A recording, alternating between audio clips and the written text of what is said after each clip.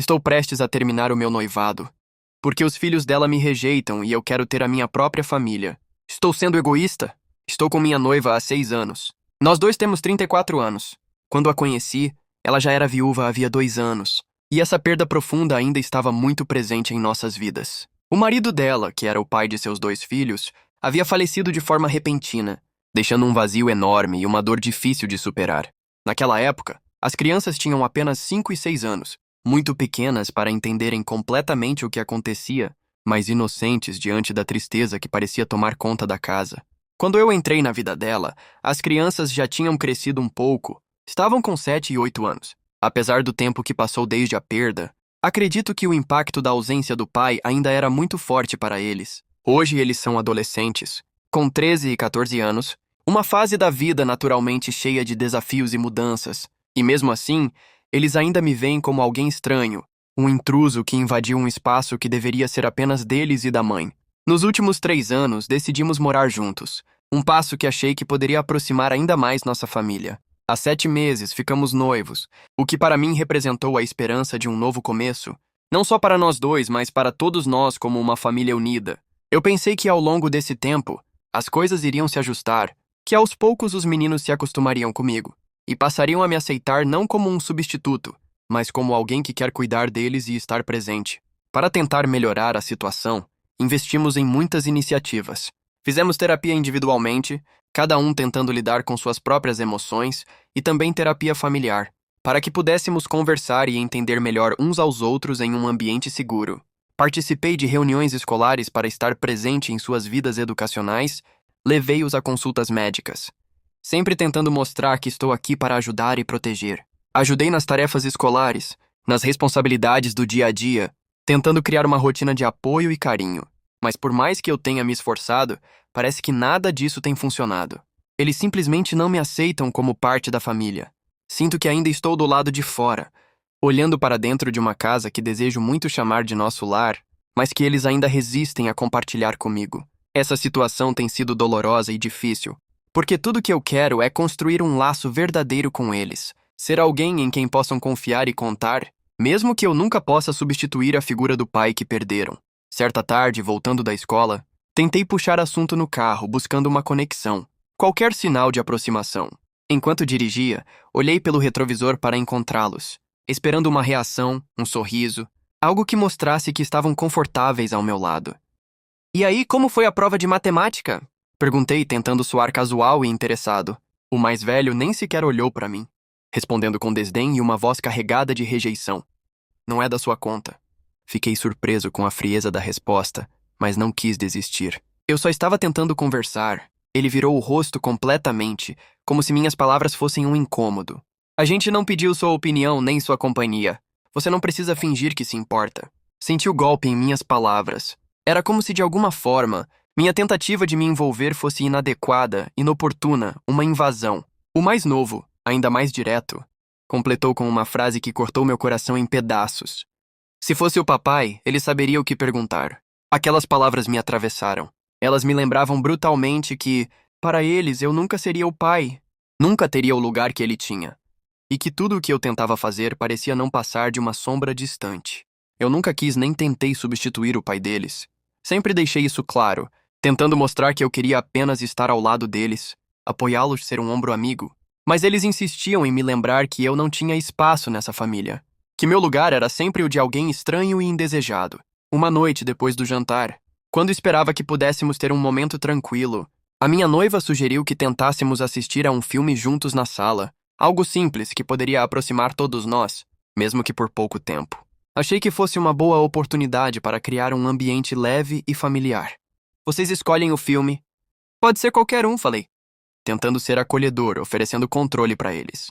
O mais novo, com os braços cruzados e um olhar frio, respondeu em tom seco: "Se for para assistir com você, eu prefiro ficar no quarto."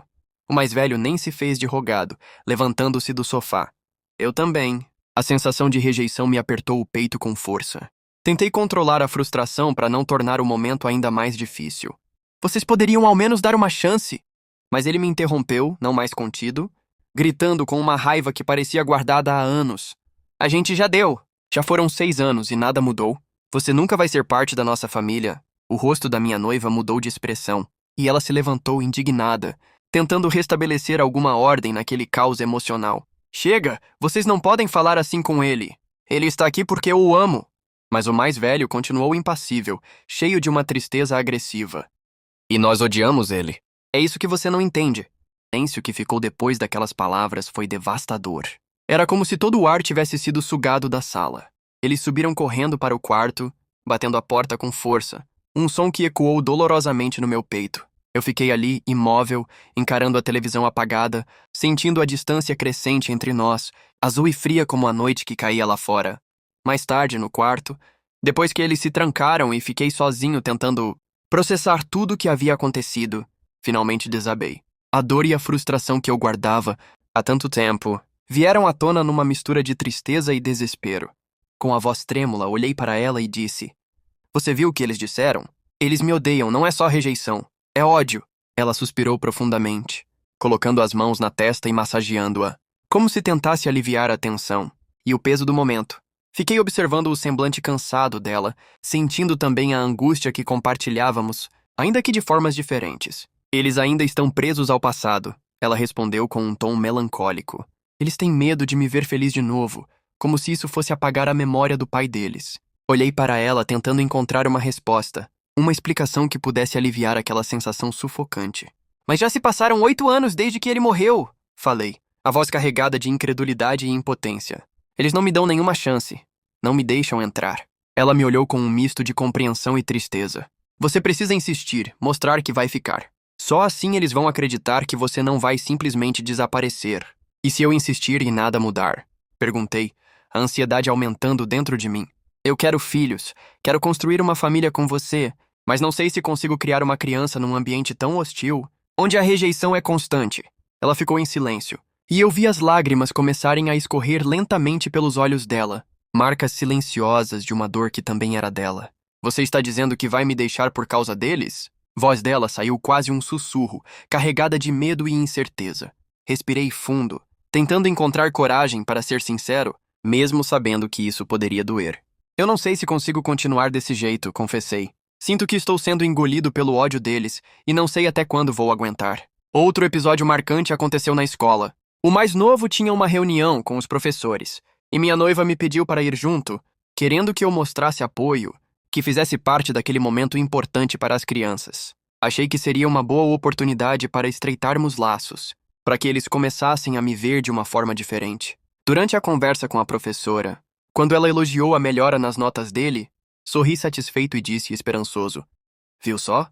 Está valendo a pena o esforço." Mas para minha surpresa e constrangimento, ele respondeu alto, claramente tentando me humilhar na frente de todos: "Não foi por causa dele. Foi só por causa da minha mãe. Ele não faz nada por mim." O silêncio caiu na sala. A professora ficou incomodada com a situação, tentando disfarçar o desconforto. Minha noiva tentou intervir, tentando controlar o estrago, mas já era tarde demais. A ferida estava aberta. No caminho de volta para casa, dentro do carro, o mais velho ainda zombou, sem nenhum pudor: "Vergonha alheia, viu? Você nunca vai ser nosso pai. Para de tentar." Essas palavras parecem martelar na minha cabeça até hoje, uma constante lembrança do bloqueio que ainda enfrentamos, e do quanto a estrada para formar uma família unida está cheia de obstáculos dolorosos. Poucos dias atrás, fomos visitar a mãe da minha noiva. Era um momento que eu esperava ser de conforto, uma chance de sentir algum apoio diante da tempestade que enfrentamos diariamente. Durante o almoço, enquanto tentávamos manter um clima leve, a família dela, percebendo a minha angústia, tentou me convencer a não desistir, a persistir apesar das dificuldades. "Você é uma boa influência", disse a sogra, com um sorriso acolhedor e olhar firme. "Eles precisam de você, mesmo que ainda não consigam entender isso agora." O sogro, que estava sentado ao lado, acrescentou com tranquilidade, tentando transmitir segurança: "Com o tempo eles vão amadurecer. A adolescência é uma fase difícil para qualquer um, mas você é um homem sólido, e minha filha merece ser feliz ao seu lado." Eu balancei a cabeça, sentindo a sinceridade nas palavras deles, mas ao mesmo tempo uma angústia imensa apertava meu peito, uma sensação de vazio que ninguém parecia compreender completamente. "Vocês não convivem comigo diariamente", respondi, tentando explicar a profundidade do problema. "Eles não me querem por perto. Já disseram, com todas as letras, que ficariam felizes se eu morresse." O silêncio caiu sobre a mesa, pesado e cortante. As palavras ecoaram no ar, criando uma barreira invisível entre todos nós. Minha noiva apertou minha mão de forma firme, mas suas lágrimas revelavam a dor que sentia, uma mistura de culpa, medo e amor. Não é justo. Não é justo você desistir de nós por causa disso. Eu já perdi um marido, não quero perder você também. A voz dela quebrou-se no meio da frase, cheia de vulnerabilidade e desejo de manter nossa família unida, mas dentro de mim algo se partiu. A distância entre o que eu desejava e o que vivia parecia intransponível. Mas não é você quem vive o ódio deles todos os dias. Respondi com a voz embargada, tentando ser honesto. Não é você quem é tratado como um intruso dentro de casa, como alguém que não pertence ao lugar onde deveria ser família. Ela não respondeu de imediato. Apenas seguiu apertando minha mão, como se tentasse me transferir forças sem precisar de palavras. Eu sabia que, apesar do amor que nos unia, aquele desafio gigantesco estava nos consumindo lentamente, como uma maré silenciosa que ameaça afogar tudo o que construímos juntos. Eu amo minha noiva, amo de verdade. Ela é uma mulher incrível, cheia de qualidades que me conquistaram desde o primeiro momento, uma pessoa que me apoiou em tudo, nas minhas decisões, nas minhas fraquezas, e que sempre demonstrou querer construir um futuro ao meu lado. Sonho em criar uma vida juntos, uma família baseada no amor e na cumplicidade. Mas apesar dessa certeza, não consigo ignorar a rejeição diária que me corrói lentamente por dentro. Cada gesto, cada palavra fria que recebo, cada porta que se fecha, tudo isso deixa marcas que se acumulam como feridas abertas. Eu quero ter filhos, quero ver aquela família crescer, compartilhar momentos de alegria e aprendizado, construir memórias que durem para sempre. Mas ao mesmo tempo, um medo profundo me paralisa. E se eu trouxer uma criança para esse ambiente tão hostil? Para um lar onde dois adolescentes ainda magoados e confusos fariam de tudo para sabotar nossa convivência e impedir que a felicidade aconteça? Essa dúvida me consome. Sinto que estou cada vez mais perto de desistir, de abrir mão do sonho que tão intensamente desejo por um sentimento maior de autodefesa. É como se eu estivesse numa encruzilhada, preso entre o amor que sinto por ela e o peso da rejeição que me sufoca. E me pergunto, noite após noite, se não estou sendo egoísta por querer essa família minha, por querer um futuro que talvez exija abandonar a mulher que amo. Será que a minha vontade de construir algo novo vale mais do que insistir em um relacionamento, onde parte da família simplesmente não me aceita? Será que é sacrifício demais para um amor que, no fundo, deveria ser fonte de abrigo e tranquilidade? Essas perguntas me assombram, e a incerteza sobre o que é certo ou errado me deixa em silêncio, na expectativa de respostas que talvez nunca venham. Muito obrigada por assistir até aqui, e se gostou dessa história, não se esqueça de nos seguir para relatos como esses todos os dias.